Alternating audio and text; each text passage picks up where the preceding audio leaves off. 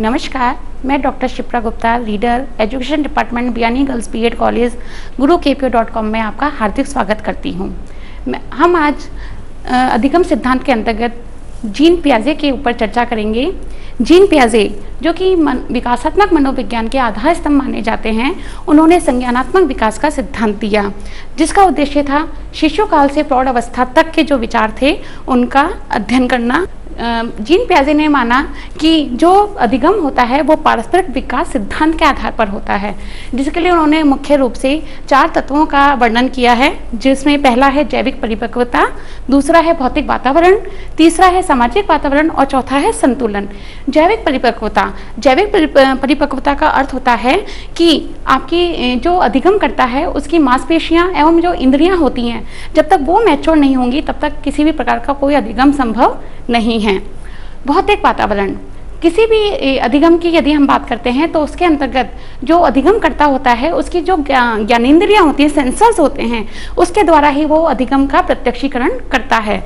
तो भौतिक वातावरण के अंतर्गत उसके जो चारों तरफ का वातावरण है, उनके द्वारा वो जो देखता है, जो सुनता है, जो महसूस करता है, उसके आधार पर उसका अधिगम होता है। इसलिए हम ये कहते हैं कि भौतिक वातावरण जो होता है वो बालक के विकास की ओर अग्रसर करने वाला होना चाहिए।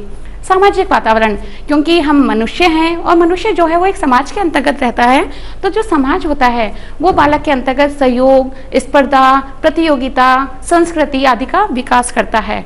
तो सामाजिक वातावरण जो होता है वो बालक को किस ओर ले जाएगा समाज, वो इसके ऊपर आधारित होता है।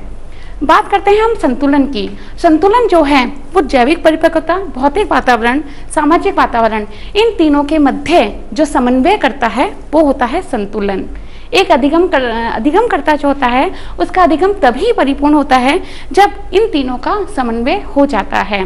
जब बालक इन तीनों को एक साथ सम्मिलित कर लेता है तब उसका जो अधिगम होता है वो परिपूर्ण होता है और ये तीनों आपस में एक दूसरे से संबंधित होते हैं।